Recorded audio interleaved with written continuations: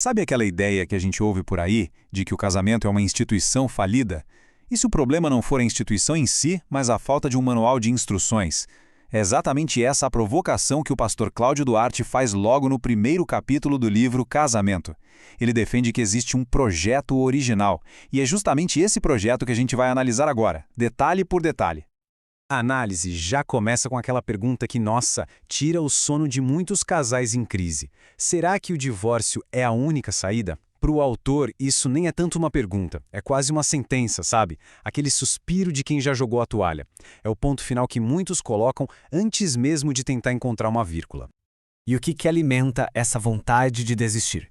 Muitas vezes, uma frasezinha curta, mas com um poder enorme. Não tem jeito. O autor identifica essa expressão como um verdadeiro veneno para a esperança. É a declaração que levanta um muro, tranca o portão e joga a chave fora, impedindo o casal de buscar qualquer solução. E aqui o livro faz uma distinção que é, olha, um divisor de águas. Existe uma diferença gigante entre tolerar um problema e realmente tentar resolver. Tolerar é conviver com a goteira, sabe, colocando um balde embaixo. Tentar de verdade é subir no telhado para consertar. É sair da passividade e partir para ação. Buscar ajuda, ler, conversar, mudar a si mesmo. Então, se a solução não é desistir, o que fazer? Bom, o autor nos convida a dar um passo para trás e consultar a planta baixa do casamento. A lógica é bem simples, né? Para consertar qualquer coisa, primeiro a gente precisa entender como ela foi projetada para funcionar. É hora de olhar o manual do fabricante. E aqui está a definição que serve como o alicerce de toda a argumentação. Segundo o livro, o casamento é uma proposta com 6 características fundamentais. É divina, opcional, para a vida toda, monogâmica, heterossexual e o objetivo é o crescimento. Cada uma dessas palavras é um pilar que sustenta toda a estrutura. Vamos dar uma olhada em cada um deles. O ponto de partida é totalmente teológico. A tese é a seguinte: se o casamento foi projetado por Deus, que na fé cristã é visto como perfeito, a instituição em si não pode ser falha. Se algo vai mal, o problema não estaria no projeto, mas na execução. Seria um erro de montagem, entende? E não um defeito de fábrica. Certo?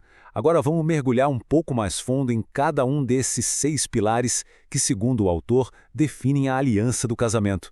É a partir deles que toda a visão de relacionamento do livro é construída. Aqui temos um resumo visual para a gente acompanhar. O projeto divino, a gente já entendeu a lógica, agora vamos ver por que, na visão do autor, a união é opcional, mas ao mesmo tempo vitalícia.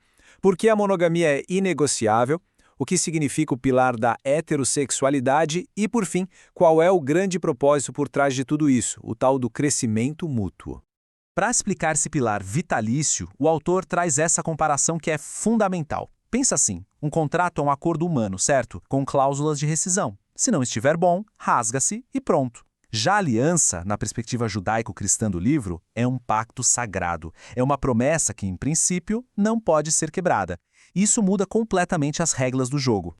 No que diz respeito à monogamia, a posição do texto é bem direta. A fidelidade não é uma opção, mas uma responsabilidade dos dois. A infidelidade é tratada ali como uma falha de caráter muito grave. E a advertência do autor é forte, viu? Ele afirma que abraçar conceitos de relacionamento aberto, por exemplo, é se colocar, nas palavras dele, como inimigo de Deus.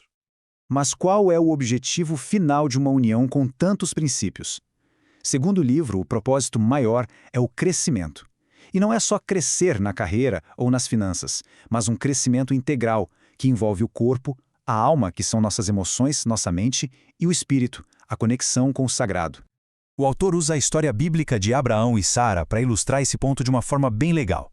A promessa divina na vida deles só avançou de verdade quando os dois aprenderam a crescer na mesma direção. O texto argumenta que se um cresce muito e o outro fica para trás, o relacionamento racha e o propósito se perde no meio do caminho.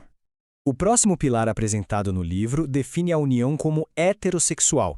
O texto posiciona que o modelo de casamento cristão que ele descreve, com base no que chama de projeto original, é a aliança formada entre um homem e uma mulher. Este é apresentado como um dos componentes fundamentais da definição. Ok, a teoria é essa. Mas e na prática, né? E as crises, as brigas, as decepções do dia a dia? Agora, a análise entra no campo de batalha, rebatendo as desculpas mais comuns que, segundo o autor, os casais usam para justificar o fracasso. Essa aqui quem nunca ouviu. Ah, mas depois que casou, mudou completamente. O autor classifica essa queixa como a desculpa clássica para justificar a infelicidade. É a narrativa da propaganda enganosa que acaba servindo como um salvo-conduto para a pessoa querer desistir. E a resposta do livro para isso é um verdadeiro soco de realidade. A mensagem é que ficar no campo das desculpas é como correr numa esteira. A gente se cansa, mas não sai do lugar. A mudança de cenário só acontece, segundo ele, quando se troca a justificativa pela autorresponsabilidade. Então, como sair desse ciclo de desculpas? O texto aponta 4 estratégias práticas.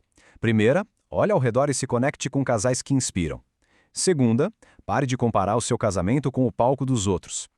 Terceira, encare os problemas como se fossem uma academia para fortalecer a relação. E a quarta, que talvez seja mais difícil, foque em arrumar os seus 50% da história. Para fechar, o autor apresenta um método, um passo a passo para quem quer, de fato, iniciar uma transformação. A ideia é que a mudança positiva não é mágica, mas sim o resultado de um ciclo que pode ser iniciado de forma consciente. E o ciclo é este. Começa com o primeiro passo: acreditar que a felicidade é possível.